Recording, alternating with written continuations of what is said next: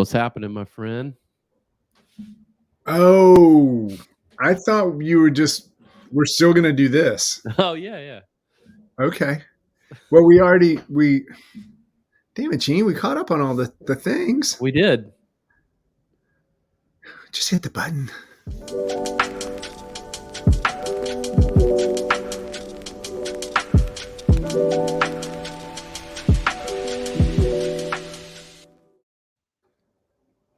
I don't know. Gene, Mm-mm. that was not professional. I apologize Yes, to no one. and you should. Gene, you know what we're talking about today? No idea. Never do. Client management, kind of. Oh, But yeah. also, I still don't know. Are you taking notes? Let me explain it this way. A lot of people are talking about how they can't find enough people to do the work they're getting because they have so many clients. They have so much work. Well, we just, I guess so much work. It's good to be you. Go get a try jet ski. Yeah. I will have one. but everybody's like trying to find more people to do the work. Yeah. I think maybe we look at it from a different angle. Mm. What if you had fewer clients, I'm on that trajectory. but you charge them more? Oh yeah, that's brilliant, right? My bedroom voice. Yeah. What if you had fewer clients, but you charge them more? Man, you sound like my therapist. Yeah? Well, secrets revealed, Gene. You are. I am your therapist. That is a fascinating way to look at business. Well, a lot of people say, Carl, you're not really that good at business, are you? And I say no, but people come to me for advice all the time. Yes. So I'm not the worst at it. The people who come to me for advice are. Yes. That's what I'm trying to say. So when you went about getting a new client at period 3. When I went about. When you went about. When you were a young lad and you went about getting your business. Yes. And the leprechauns brought you your business, didn't they, Gene? Well, that's pretty good. Thank you. I was afraid I wasn't going to be able to stop. Now you just bust out into that every once in a while. But how did you onboard a new client? Well, I don't do that part of the business, but explains a lot. But we have, a lot of our onboarding takes place as we are in the contract phase, right? So we do 2 parts. I think we stole a lot of this from some of the stuff you put up through the bureau, but no, you did. Yeah. Basic MSA, like underpinning to everything, and then we have specific like things, and we go through a lot of that stuff then in terms of more not like going line by line through the contract, but more about expectations on both sides. And for the most part, that's it. We build websites and it ain't that complicated, but but it is, my friend. It's not just a website. Not the kind I build. Website be? Will it be on the beach or will it be downtown? We used to use those analogies. Like, well, it's a lot like buying a house. I can't really say how much it'll cost. Is it 3 stories or is it a little shack? Because I'm still in shack budget here. I always do the you're going to redo your kitchen. Like I can do it for $3,000 or I can do it for $100,000. What kind of kitchen do you want? And once we start building it, there's problems with the plumbing. Mm-hmm. Yeah. What are we doing? Okay. So when you bring a new client in, this is kind of critical because you're setting the expectations for what it's going to be like to work with you. And I'm going to get to the part where you fire them in just a minute. Mm. It's not like this was kind of the process. We meet them, we like them, we start to work with them, we take their money, hate them, fire them. Yeah. Just wake up in the morning and going, I don't want to do barbecue websites anymore. Mm-mm. No, I'm done. There's only so much tequila I can drink in a trade out. Well, I have some interesting stories. Probably wasn't true at the time. Yeah. But so you go about with a client coming on, you're kind of just going through the expectations. Right. Are you talking through any kind of concerns about working with each other or like possible challenges you could face down the road? Yes, we'll go over that stuff. Because a lot of times if you did it now, it would be good because people are listening. A lot of times they'll have demands that they think that they want to impose, right? And then that's a good time to sort of work through some of that stuff. I mean, a lot of times, like we just had a client we brought online, and they're like, I want to do this, but I want to work with these guys to do this part. We're like, so why? Like, not that we don't, you can't work with them, but like, why? What do they bring to the table? Why did you choose them? And then we kind of break it apart a little bit, and it turns out that they're not really the best fit. Yeah. And they see that, and then it's like, well, it's just an opportunity because you haven't started anything, right? Everything's equal. It's like the most important. I think it's the most important part of the relationship, right? Well, it's like negotiating, right? If you're in a position where you can't walk away, you should probably not be. You're not negotiating, Right? Yeah. Dependent. Yeah. So you want to get that. Know how to walk away. You got to get through that stuff early on, and before you start working, I think it sets the tone to be able to, or to feel free enough to ask questions. Yeah, I think so. And I think also. I don't think there's a lot that's off limits in terms of, what the client wants to accomplish and the reasoning behind what they're doing, Well, this is it, right? When you start that conversation and forget the whole, well, I mean, I guess you still have to think through the whole, what is onboarding? When you're talking with people about the project and the costs and all those types of things, even though they haven't signed an agreement or given you a deposit or done anything, all of this is onboarding.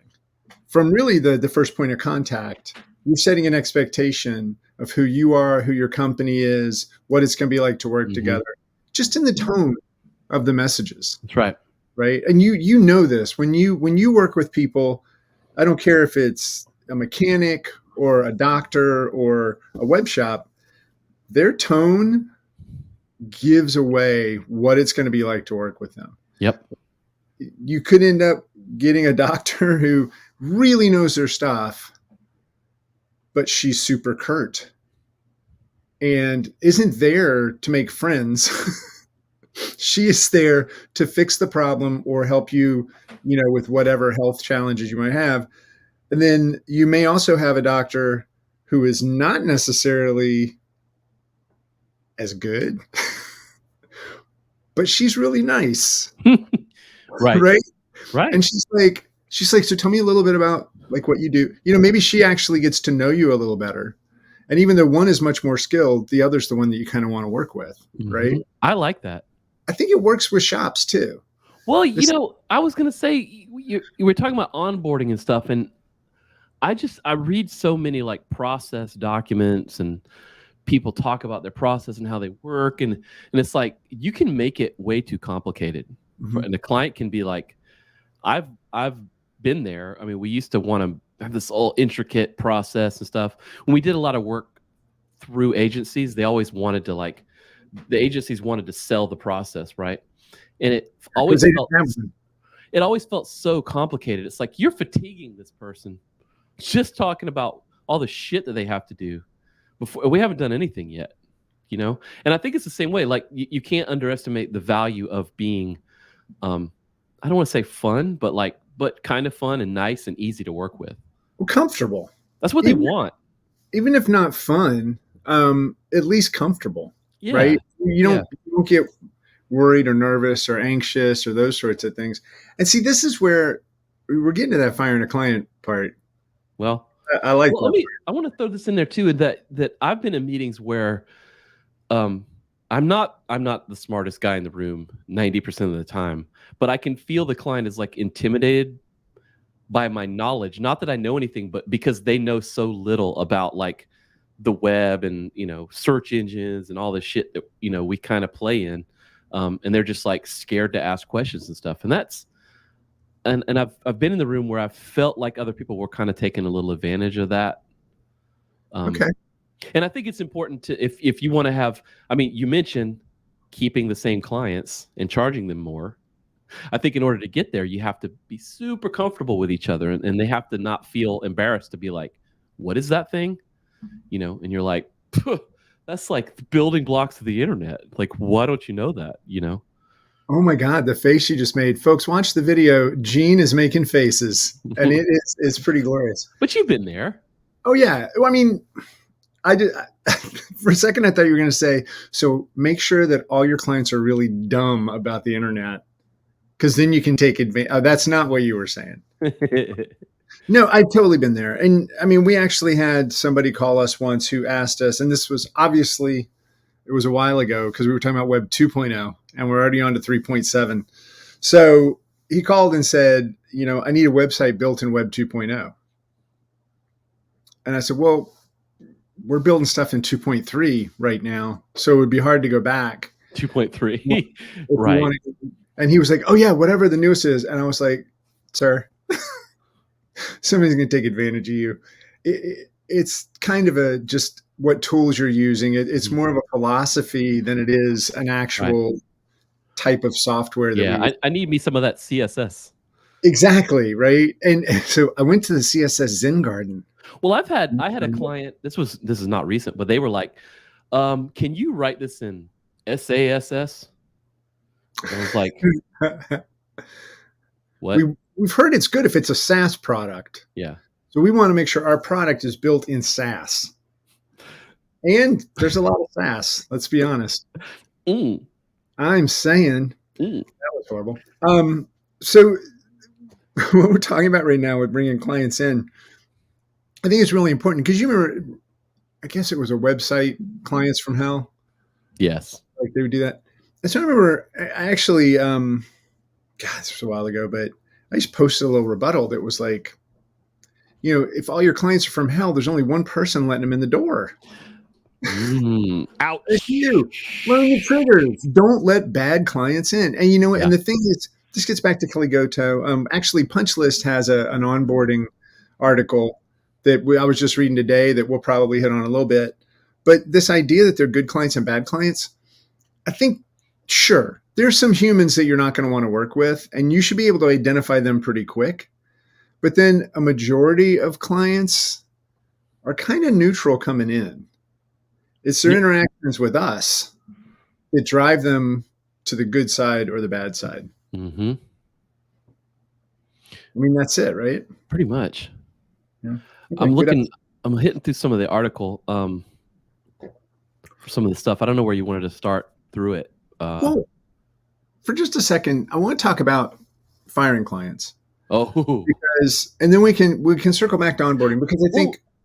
You say bad clients or the wrong clients, and or you immediately in firing clients, you immediately think of like problems. Well, it triggers you, right? Yeah. You project something from another client on this new client, and that's the problem.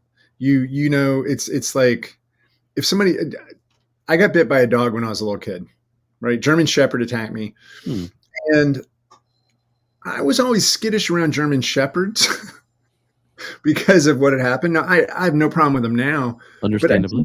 I didn't project that on other dogs. But any other German Shepherd, yeah. So I think you can look at that with clients as well. If you have a client that just absolutely was horrible, took advantage of you, maybe you did something, whatever, but it's just really bad and the relationship ended really bad, you're going to project certain things on other clean slate clients, people you've never worked with before. Yep. And this is why I think when we finally got to this point that we had fired too many clients at Engine, I think we started realizing that we were really quick on the draw. Before something got too bad, we kind of wanted to just be done with it. We had way too much work. And so we were like looking for who's the biggest pain in the ass. And it sounds horrible, but it was, that time in the early 2000s. Yeah. So much work. So many people thought they wanted stuff, but they didn't know what they wanted. And we didn't know how to onboard a client. So we ended up with a lot of situations where some client, if we were working with an agency, they would make a promise that wasn't real, right? Oh man, I did a lot of that early on. Fuck. A completely searchable Flash site, like back in the day, this type stuff. And so those would be the ones where we would just like put all the files on a disk, have a meeting, and just say, "Hey, we're done."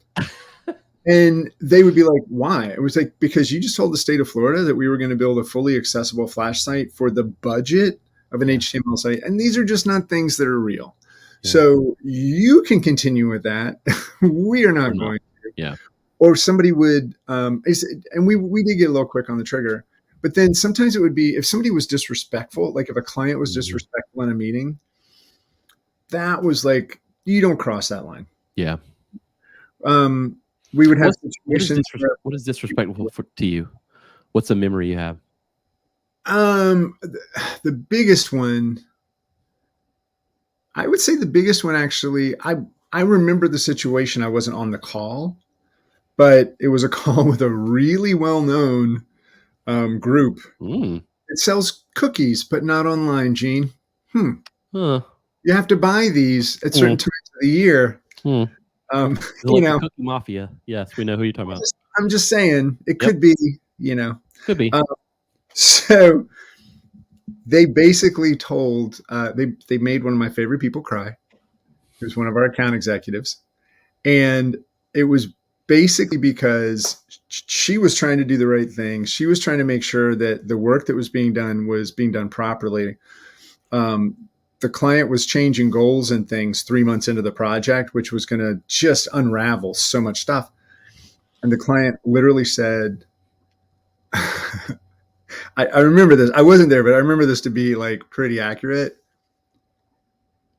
I don't give a fuck what I said. I don't give a fuck what anybody else on my team said.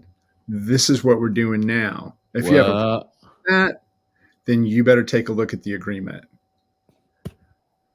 Which was the most hollow threat. I knew that agreement super well. It Yeah. was not going to go. So yeah, so we ended up walking. But anytime you attack an individual, you can get upset. Like clients can get upset. That's totally Right. fine. Depends. But, Yeah. It's always but kind of. if you yell, Yeah. that's not being upset. No, that's That's just toxic totally shit. Yeah. yeah. If you tell somebody that they have to do something that I mean, you know what I mean, like that, like what just happened. Yep. Um, so yeah, I think crossing the line, we know it. It's when you treat another human without respect, that kind of crosses the Yeah. line. Yeah. Or you're a day late paying, then we're just Well, yeah. If you don't pay the bills. Yeah. I had a it's more than one memory, but one of the things that kind of triggers me is, and I'm sure you've gotten this, you'll be in the meeting with someone and you're getting that kind of like, D-bag vibe or whatever. And you're just like, and they go, I could do this if I had the time, right? You're just here to like, because I don't have time to do it. And you're like, okay, good luck with that. Like to this day, I don't care how much it is. I'll be like, okay, bye. Don't have time for this shit. well, yeah, I mean that's it. That's ridiculous. When you have somebody who thinks they've understood it. I mean, I went to take my car to get like 50,000 mile service, whatever. And I take it down the street and I'm waiting. Um, one of the mechanics comes in and starts talking to the manager. I'm standing right there. This guy just does not care. And I'm actually kind of really appreciate that he did. And I thanked him later. I said, thank you for saying that. I never knew. So some guy brings in like a high end Mercedes or something. And he asked them to run the diagnostics on it. And so the guy goes, so I'm starting to run the diagnostics. And this jackass opens up his laptop and starts Googling the symptoms of his car and then starts telling me what the most common causes are for different things. And so, do I have to run the diagnostics or can I just fix the really expensive thing he told me it was? Right. And I was like, so that guy on the laptop thinks he's saving money, but he just told the mechanic about a really expensive Yeah, procedure yeah. that may or may not need to happen. Well, And we're gonna do that too. that mechanic went to his manager and said, can I stick this guy? That's what happened. But how often, I mean, those Yeah. kind of things can happen with us too. I think the main thing when it comes to this part of clients not being good, first of all, I think we take them down the wrong path. I think we don't establish enough trust. We don't do what's necessary in that early phases to make them feel comfortable that they don't have to Mhm. drive. And then if they do Right. try to drive, they obviously don't know how, right? And then Right. we get rigged out because they're making us do things that are going to be bad for the project, Mhm. or teams getting frustrated because they're having to explain things a whole bunch or Mhm. whatever. So But then when you do go through and fire them, I think that the thing that can be tricky is when I worked at Huss Jennings at the advertising agency, we worked with a huge multinational, and they made up probably about a third of the company's revenue, but they made up about 90% of the company's pain. And they also were the number one complained thing, right, in the company Right. with this company. And then one day they called my boss a bitch to Oh my shit. said, we don't care what that bitch thinks. And I just said, you know what? We can't do this. I got to go. I'm going to call you right back. And I hung up and I walked into Melanie's office and I said, hey, um, they just called you a bitch. Can I fire them? And she was like, they make up a third of our revenue. I No. said, yeah, that wasn't the question. Can I fire them? She goes, yeah, I'm not their bitch. I Oh, said, okay. So I went back and game on. I remember picking up the phone, calling them and saying, hey, obviously there'll be a lot of conversations that we need to have, but we are no longer your agency of record. Yeah. We are basically quitting. We're not going to work this way. Yeah. And they were like, what? Just because of one thing? And I was like, oh, Yes. I appreciate that you're going to want to talk about it now, but it's done. Yeah. That next agency-wide meeting where we've got like 30, I think there were 35 or 40 people, all in the same room. And I shared that we had had a situation and everybody was like, oh God, here we go again. And I said, so I asked for permission and I fired them. Oh, and they were And the like, room erupted. Like you could not believe the pure joy in every face except for the accountant and the CFO. yeah. Everybody else was like over the moon. And you know what?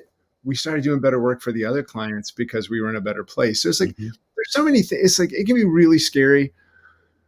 There's so many times where firing a client, if it's the wrong client, which would be the right client, it creates this Mm-hmm. amazing wave of appreciation, and that one went really far. Like there were so many late nights, so Oh many yeah, that's the worst. refusals, like they would always pay. And Yeah, but that was the slippery slope yep. that You get it, too connected too. Yeah. A big client can be bad, right? You've Mhm. got to watch that uh where all the money's coming in from, and not make sure it's not one that's like a third of your business. That's bad. Yeah, but then you try to fix that, Gene, and it's just not fixable Sometimes. unless you can find another big client. And then what are you going to do otherwise? Tell the big client you got to slow down. They don't like that. No, they're not. Yeah. So They don't want to slow down. let's talk onboarding, because I think the biggest thing is you shouldn't get to that point, right? Now, sometimes if you've got like what happened to us with that big client, they switched who was in charge. We had that happen when Engine was working at Facebook, and we were doing a bunch of Facebook stuff and it was going great. And then they changed to somebody who was an outside consultant to Yeah. manage it. And suddenly it became evident that they had other plans and we were not part of them. But and we did. I mean, we fired Facebook. That was kind of fun to say. Of course, they were going Yeah. to. It was definitely a split second win. It was a photo finish of who quit first before we were fired. But I think there is something about that. Like you see the big name or you see the money, and you're like, oh, but I want to be able to say this. Newsflash, you can still say it. It's not that big of a deal. But let's talk about onboarding, because if you bring in the right clients, like you should be able to identify clients that aren't a fit pretty quick. And depending on your situation, like if you don't have reserves, you may have to take something, but you've got to be clear Right. with the team. This is not our client. Yeah. It's not who we want to work with. This is who we need to work with so we can keep finding our clients. Yeah. Right. They're just going to keep allowing us to make payroll. Yeah. We're talking best case scenario here. Yeah. So when you bring in a new client, there are a few things we always did. And I think one of the most important things is establishing trust, right?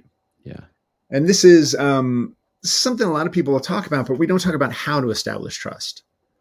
I think it starts by being an equal. Mm-hmm.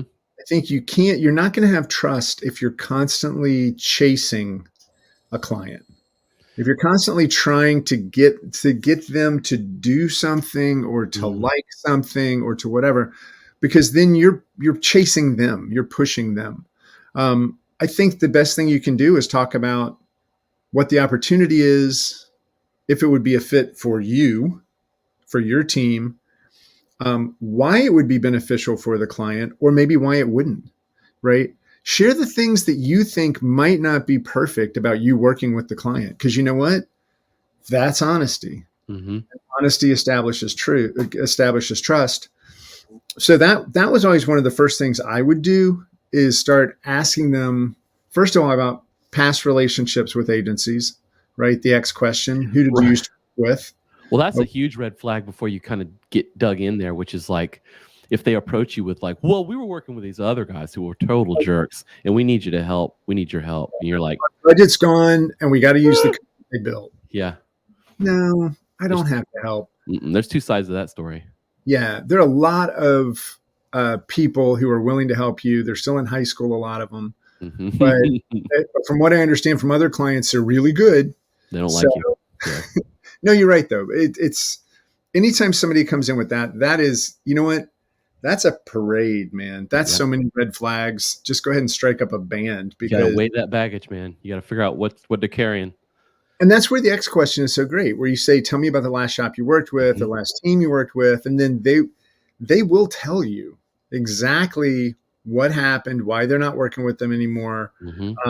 And if you don't think the reason is reasonable, if you don't think that you know what, they kept asking us to be on time and to pay the invoices, that's not going to happen. You know, or if they say, well, they wanted to charge us more because we were 2 weeks late on content. Now, they won't say it necessarily that directly, but if they say things and you're like, well, that would be an issue, versus, oh, I can't believe they would do that. Yeah. You have to realize up front, if you're bringing that, if they acted that way before, they're going to act that way again. So how much of the onboarding takes place via the biz dev versus the actual team that will be working on the stuff, in your opinion, in a best case scenario? I think the whole process is going to be the onboarding, right? Because from the initial contact, there are commitments being made, right? And that's onboarding. So, and that commitment could be, hey, we'll take a look and get back to you. Right. Right. And if you start with little wins, like if BizDev says, hey, we're going to take a look and get you any questions we have by Friday, and then you get them those questions by Friday, you've established a tiny little drop of trust. Yep. You said you were going to do something, you did it. And if you do a good job at it, right, if those questions were really insightful or probing or whatever, then they're like, oh, wow. Yeah. These people are different than the other people we talked to. Yeah. Other people are going to send a number, right? Oh, yeah. And if that's the other thing in establishing trust, I think, is just saying we're not at a point where we can give you a cost. If what you need is a cost right away, you're going to want to work with somebody else. But also, we would ask that you be very careful. That's really interesting. Without knowing what they're doing. I was just in a position where we got a new client on board. We're gonna handle like the design and conceptual part, and we're gonna then manage through them like their teams that they wanted to set up to build the thing out. And I was on the other side of interviewing and talking to some development shops, and it was very, because they didn't know who I was. Like, I'm just I'm another client, right? Reaching out to them, representing this client, so they think I'm just part of the client. They don't know that I'm, technically I'm running my own shop for 20 years and I know what the hell they're talking about. But like, the difference in how they approach responding to me was very insightful for my own, like, how we talk to clients. Because you're right, one group was just like 20 grand. I was like, 20 grand for what? You don't, like, I just told you a concept over a quick phone call. Like, how the hell are you giving me a price? And I'm like, I know this is going to be way more than 20 grand, And another group was asking great questions, and I was like, I like these guys. They're like, they're trying to find out what the hell we're building, And then one shop was obviously like, well, we're just going to offshore the whole thing anyway. So whatever you want, we're like $12 an hour. I was like, that's not going to work, but it was insightful. Like, you could tell the little more maturity, maybe that's something to think about. Just like you're talking about building little wins, like try to engineer those pieces, parts into your process, your biz dev process. I think it's genius. I think that works really well because, again, you want to be the expert, but you want to be honest. Mm-hmm. You don't want to be the expert at all costs. You want to be somebody who's experienced, right? The word expert, I know experience, expert, it's all that same root, but expert feels gross to me, right? But being the person who has a lot of experience is great. And I've shared before how when we were in an initial kickoff meeting, we would go around the room and everybody from the engine side would say how many projects they'd worked on before, because that was level setting the table. So it'd be like, my name's Carl. I will be in charge of high level strategy for the project. And I have worked on 172 web projects. This would be the 173rd, right? Wow. And then a client hears that and they're like, whoa. Yeah. And then when it comes around to them, they're like, and this will be my third web project. And they realize that even though they felt really like they knew how to build this is their third one. Mm-hmm. Then they hear 174, right? Or they hear Lori say 63, or they hear whatever. It's going around the table, and we're not all obviously the same level of experience. But that was a level setting thing that I think is really important.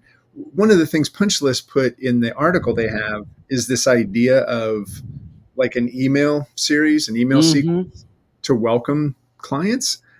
I think this is great. It reminds me of something that came up in an operations camp years ago where somebody was talking about employee handbooks and how important they were in employee onboarding.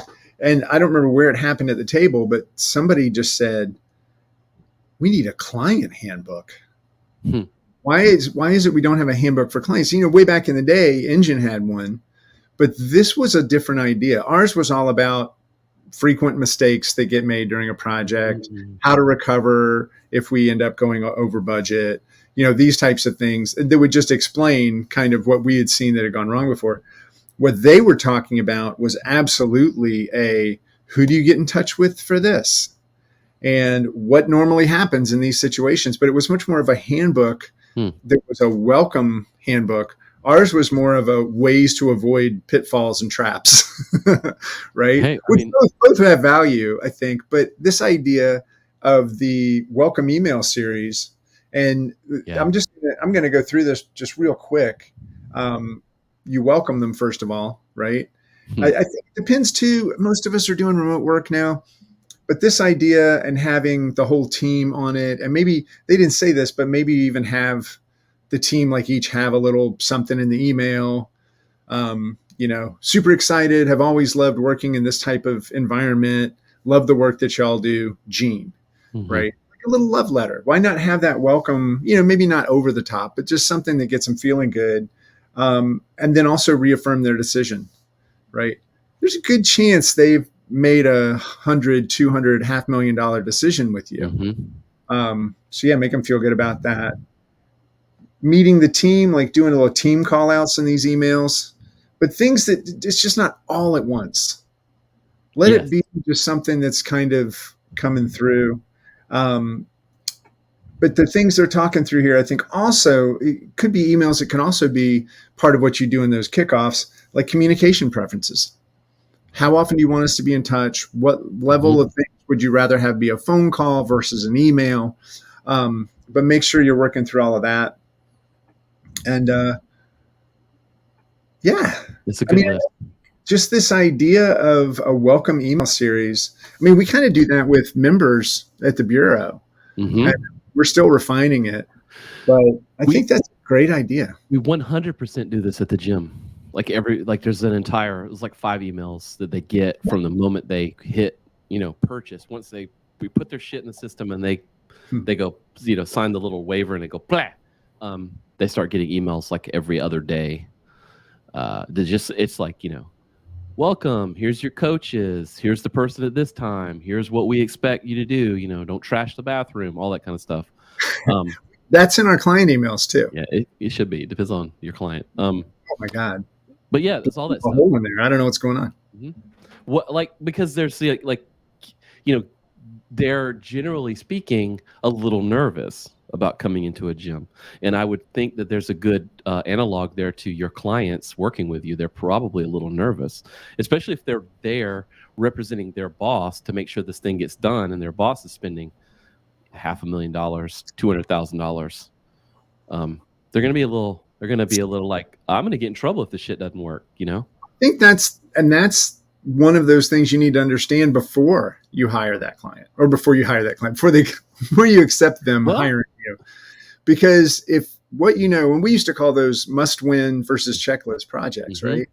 And if somebody's doing this because their boss told them, that's a checklist project. They have to check this off their list, and they are not going to worry as much about the effectiveness of the work as they are being able to check off that it was done on time and on budget. So that's going to be a tough client to work with. Now, you may have to. This may be where you are in the pecking order as you're getting started, or maybe just the niche that you have.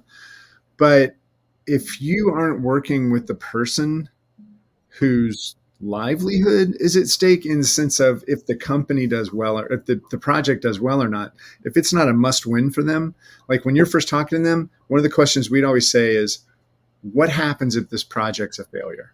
You're right. What happens? And if they say, well, then, we've got to rethink our whole line of business. We've got to, and you can feel it. I literally explode. Then let's make sure it's not. Yeah. Right? But still, you need to understand what is at stake on their side, because otherwise you'll never be able to have the empathy to understand what are they going through. Or just simply match their communication level, right? Simply match their tone, match their mental state, right? Yeah, we've had clients that it's obvious they're risking it all on this thing we're building, and you're like, you got to match their intensity. Maybe that's a good word, Yeah. Because if they're risking everything and you're just like, meh, I'll give that to you whenever I want. Exactly, right? That's going to erode trust right away, because you don't understand the importance. Yeah, they're going to be carrying anxiety, and you're just like, meh. And that's the thing. We used to say that if somebody was coming in and you could tell this project wasn't important, and also in the context of us having plenty of work in reserves, then I would quickly say, maybe you should find a hungrier shop or a younger shop that can help you out with this, because it feels like you just need to get it done, and that's not how we're set up. Right. But if you get a project that's super important, please come back to us, because those are the projects we love to work on. And you would occasionally hear somebody say, well, this project was really important, so we wanted to come back. I think that's critical. I know we're coming up, we're rocking through this episode, man. It's good shit. We're going to have to keep going. Well, I know we have to wrap this up, and I think there's something to having fewer clients. I think so too. And if you have fewer clients, you have a smaller team. And I know that it's always, grow or die. But maybe there are ways we can grow margins without growing headcount. And headcount sounds disgusting. Why did I say that? Without size. The question is, do you have the bandwidth to grow that headcount? If I pivot in my synergistic ways. Yeah. Careful. That was horrible. I almost had it. I'm going to come back to that one. No, I would say, think about who are the clients that you've had around forever that you really like, but are just not a fit. It may be time to work through some legacy clients and find them somebody who can work with them better and not replace them with something else. Yeah. Again, theater major, but I think maybe you don't always need that next client if it feels like they're kind of rough, or the old clients who don't know what you do anymore. But it's also a business alignment thing, I think, right? I spent the first 10, 12 years of running my shop always focused on finding the next project. Oh, yeah. Right. We're just got that one done. What's the next project? Got that one done. What's the next project? And, I always looked at these agencies who were like trying to lock down a client for like the next 10 years, and I'm like, that's agency bullshit. Yeah, that's the whole make sure you put the handcuffs on them. It is, but I've sort of we've adopted this mindset of like, let's get some quality clients that we don't mind working with for the next 10 years. And we've been actively working on that for the past 5-7 years, and it's really made all the difference in terms of our stress level, our turnover projects level. Like it just feels good. Yeah. But again, I think it's not as easy to just be like, hey, go down a list, check which clients you want to keep, which ones you don't, pitch them. There you go. Honestly, It's an entire business alignment thing, I think. I think you're right, but I also think that within 5 seconds of looking at a name. Oh yeah, I mean, you've been going through this for a while, so everybody listening, like, look through your client list, or just look through your flinch. One of them makes you flinch. You know what? Just look through your emails one week and be like, I'm not answering that one. That's Yeah, the first one that exactly. goes on Or your the list. missed call or the whatever. Like, you know it in your gut if it's a bad relationship. So yeah. you know what? And let that be something you use as you're looking at the new ones that come in too. It's just life, Gene. It's always just life, Carl. It's just life. It is, man. We'll keep talking about this on the next episode, maybe. Maybe. If you're lucky. And I am. Or maybe we'll let you go. We'll see. Dang, you are sassy. You are SASSY. I am. Ooh. I like it. All right. What do you, any hot takes, or was that it? Hot takes. Hot You know what? Don't work with clients you don't like. You're going to have to work with them. That didn't work. Yeah. I get what you're trying to say, though. Don't take on projects with, you know what? The no asshole rule applies to clients too. Boom. Mic drop. I'm out. Done. Next time, folks. See you, everybody.